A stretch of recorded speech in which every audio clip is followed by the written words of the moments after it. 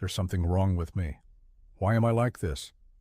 These aren't just passing thoughts. They're quiet, aching whispers that echo through the mind when no one else is listening. They carry the weight of silent struggles, tucked behind forced smiles and hidden beneath daily routines. Most of us have felt that haunting belief that we're somehow not enough, that if people really knew who we are beneath the surface, they'd walk away. But what if that voice in your head isn't the truth? What if it's not proof that you're broken, but a signal that you're in pain? You're not broken, you're suffering. And suffering is not a character flaw. It's a human experience. It's your nervous system asking for care, not condemnation. It's the way your past pain speaks when there were no words for it at the time. So many of us carry invisible wounds, burdens too heavy to share. So we turn the pain inward, thinking the problem must be us. But your pain doesn't make you weak. It makes you human. This is not a story of damage. It's a story of endurance, of strength forged in silence, of surviving what others may never even see. You are not broken for feeling deeply. You are not weak for being overwhelmed. Before you rush to fix what you think is wrong, pause. Ask yourself, what if I'm not broken at all? What if this pain isn't something to erase, but something to understand? Maybe this is not the end, but the beginning, the start of a new chapter, where instead of running from your suffering, you meet it with compassion, where healing begins not by force, but by listening. 2. The lie. We learn to live. Most of us walk through life carrying pain we were never given the tools to name, not because we're weak, not because we're broken, but because somewhere along the way, no one taught us how to sit with our emotions, how to hold our pain with tenderness, how to be with ourselves when everything felt overwhelming. Instead of learning how to feel, we learned how to hide. We were told to be strong, to suck it up, toughen up, move on. We heard it in our homes, in our schools, in the silent glances of those who didn't know how to hold our tears. We were rewarded for being easy, for not making waves, for keeping our mess tucked neatly out of sight. So we did what we had to do. We buried the ache. We pressed forward, thinking that if we just kept going, the pain would stay behind. We learned to wear masks so convincingly we started believing they were our real faces. But behind the well-practiced smile is often a scream that no one hears. Behind the quiet, composed demeanor is a storm of emotions that never had a place to land. Behind the "I'm fine" is a longing to be held, to be seen, to be understood. And beneath the surface, under the responsibilities, the to-do lists, the endless striving, lie wounds still bleeding quietly. They don't ask for attention. They ask for acknowledgement. They ask to be seen, not judged, held, not fixed. This is the lie we learn to live, that appearing okay is more important than actually being okay, that silence is strength, that vulnerability is dangerous, that the pain we carry makes us unlovable. We internalize these untruths so deeply that we begin to shame ourselves for feeling what any human would feel in our place. We treat our emotional pain like a character flaw instead of the natural result of being hurt in a world that doesn't always know how to care. But what if the real strength is not in pretending everything is fine, but in having the courage to feel what we've buried? What if healing begins not with perfection, but with honesty, with admitting that the armor is heavy and we're tired of carrying it? That pretending doesn't heal the pain, it only postpones it. And that our truest power lies not in how well we hide, but in how bravely we show up for ourselves. Because beneath all the layers, all the conditioning, all the ways we learn to adapt, the truth remains. Your pain was never a weakness. It was always a signal, a quiet call for presence, for care, for connection. And the lie we were taught to live? It begins to lose its grip the moment we choose to turn inward with compassion instead of criticism, and begin listening to the voice within that says, I'm still here, I'm still hurting, and I still matter. 3. Symptoms, not defects. That anxiety you carry, The racing thoughts that spiral at night, the restlessness in your chest, the fear that something will go wrong even when things seem fine. It's not a personal failure, it's a response, a signal, a message from a nervous system that's been stretched too thin for too long, a system that adapted to uncertainty by becoming hyper-aware, always bracing for impact. And that inner critic, the voice that tells you you're not enough, not lovable, not safe to be fully seen, it didn't appear out of nowhere. It was shaped by experiences where your worth felt conditional. It echoes the moments when you were blamed for being too sensitive, too needy, too much, or not enough. That voice isn't your truth. It's a survival pattern, a way you learned to stay small and safe when love felt unpredictable or earned. These aren't flaws. They're symptoms of unseen pain, evidence of needs that went unmet, boundaries that were crossed, and emotions that were never allowed to breathe. They are not signs that you're broken. They are the natural, intelligent responses of a body and mind doing everything possible to protect you, even if it hurts. That overthinking, that emotional shutdown, that desire to be perfect or invisible, these are not random. They are traces of the ways your younger self tried to stay safe in a world that didn't always feel safe. When you didn't get the soothing you needed, you soothed yourself through control, through detachment, through people-pleasing, through silence. This isn't dysfunction, it's survival. It's the brilliance of your body and mind adapting under pressure. You made it through with whatever tools you had, even if those tools are now outdated, even if they now cause you pain. So the things you often judge yourself for, the anxiety, the patterns, the emotional responses, they are not character defects.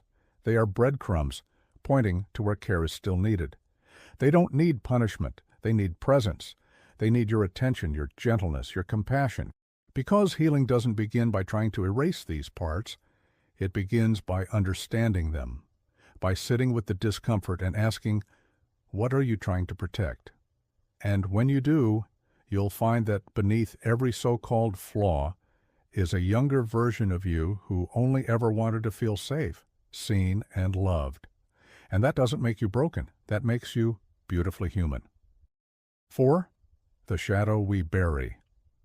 Carl Jung called it the shadow, the hidden parts of you that you were taught to suppress, not because they were inherently wrong or shameful, but because the world around you told you they weren't safe. Society, family, friends, and even your own internal voice convinced you that these parts of yourself had no place in the world. So you learned to swallow your anger, hiding it beneath a calm exterior, afraid it would make you too much to handle. You silenced your grief, thinking it might be too heavy for others to bear and too overwhelming for you to face. You buried your deep sensitivity, believing that showing vulnerability would make you weak, unworthy of love.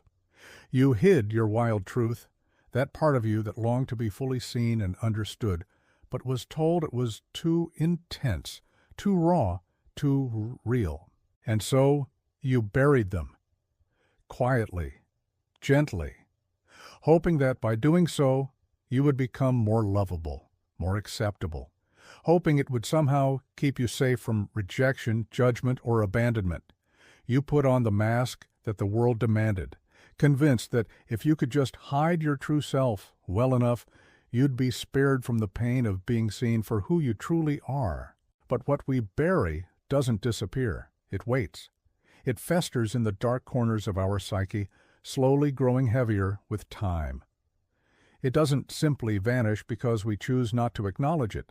It lingers in the background, silently building pressure, until it inevitably makes itself known in ways we can't ignore.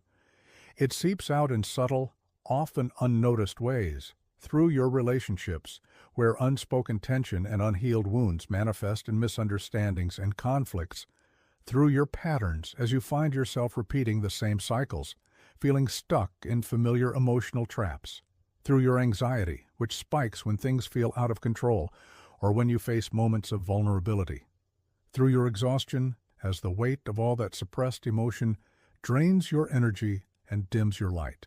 It whispers through your self-doubt, telling you that you're not enough, that you're not worthy.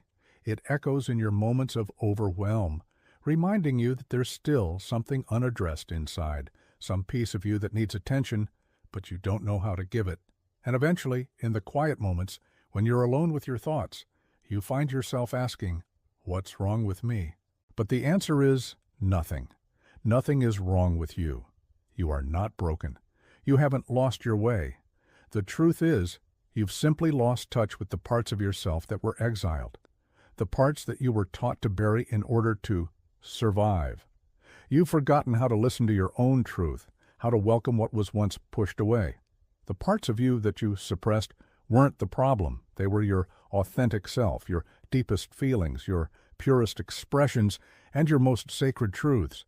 These parts, though hidden for so long, are still very much alive within you. Healing begins the moment you stop trying to be who you were told to be and start remembering who you really are. It starts when you stop running from your shadow, when you open the door to the parts of yourself that you locked away in fear. Healing comes when you stop judging yourself for being human, for having emotions, for being too much or too sensitive. It's about accepting the full spectrum of who you are, your light, your dark, your wildness, your softness. It's about embracing all that was buried and allowing it to rise, to be seen, and to be loved once more. 5. How you learn to survive. That part of you that shuts down when things get overwhelming. It didn't always act out of fear. It once protected you.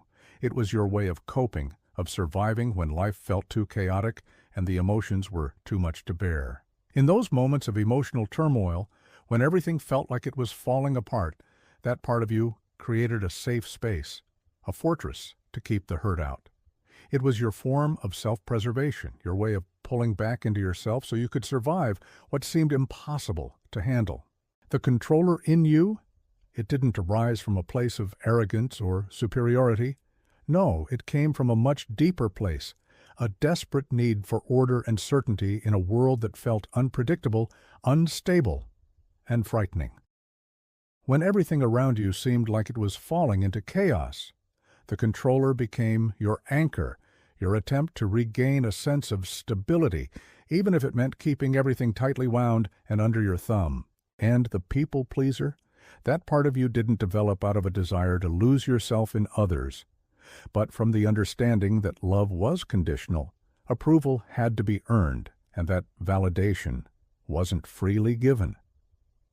It learned that survival often meant meeting others' expectations, maintaining harmony, and avoiding conflict.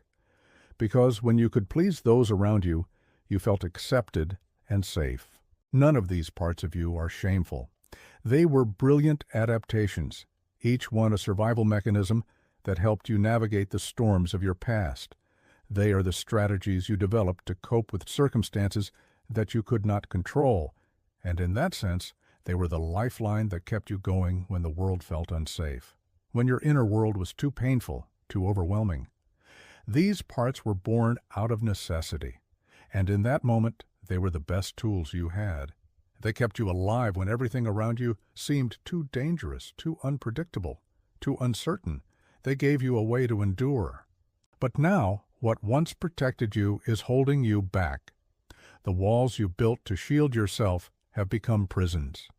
The strategies that once kept you safe are now the very things that keep you stuck in old, limiting patterns. The controller in you has created a cycle of rigidity, preventing you from experiencing the flow of life. The people pleaser continues to seek validation from others, even when it costs you your own sense of self. The part of you that shuts down emotionally is still there, still retreating into isolation, even though you no longer need that fortress to survive. These parts of you, though they no longer serve their original purpose, deserve compassion and understanding, not blame.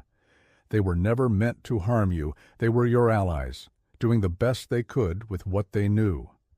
And while their time may have passed, they still hold valuable lessons about your resilience, your ability to adapt, and your strength. They are not the enemy, but the remnants of a survival instinct that did its job. Now, It's time to evolve, to let go of what no longer serves you, and to give these parts the compassion they've always needed. 6. The invitation to heal. Healing isn't about fixing yourself. It's not about erasing the wounds or pretending they never existed. Healing is about remembering yourself, the person you were before life taught you to hide. It's about returning to the truth of who you are beneath the layers of protection you built. Healing begins with turning toward the parts of you that have been exiled for so long. But this isn't a journey of judgment. It's a journey of acceptance. You don't need to fix the parts of you that were pushed aside. You need to hold them, embrace them, and listen to them with the deep compassion they've always needed. This is how you meet your pain, not with fear or shame, but with kindness and understanding. It's about welcoming back the pieces of you that learned to stay hidden just to feel loved. This is shadow work, not to change who you are, but to return home to who you've always been. To find wholeness not by adding more to yourself, but by rediscovering what has always been within you, waiting patiently to be seen, heard, and loved. This work is not easy. It's uncomfortable. It's messy. It's deep. It's real. It's a journey that demands honesty with yourself, a willingness to confront what you've long avoided, and a strength you may not even know you have yet. But it is also the path to freedom, the freedom to live as your true unguarded self. The freedom you're seeking isn't about becoming someone new. It's about reclaiming the parts of you that were left behind. The parts that were suppressed for fear they weren't good enough, the parts that were told they weren't acceptable or too much to handle. The world may have tried to convince you that you needed to abandon these parts, but the truth is they've always been a part of you, waiting patiently to be seen again. You are not broken. No, you are not broken. You are simply healing. And that healing begins the moment you stop running from yourself, the moment you stop resisting who you truly are, the moment you decide to turn inward instead of outward, to stop avoiding the painful places within and begin listening to them with the compassion they deserve. The healing process is not about perfection. It's about progress, about giving yourself the grace to grow and evolve without judgment. So, start here. Start now. Take the first step. It doesn't need to be big. It just needs to be true. Start with compassion, for yourself and for all the parts of you that have long been silenced. Begin by acknowledging your pain, your fear, and your resilience. Begin by accepting the truth of who you are, no matter how messy it may seem. And know this, you are not alone on this path. There is a community of souls walking this journey with you, each one facing their own battles, each one seeking their own healing. Together, we create a space of belonging, of mutual understanding, and of shared growth. Take a breath, take a step, and remember, you are worthy of the healing you seek.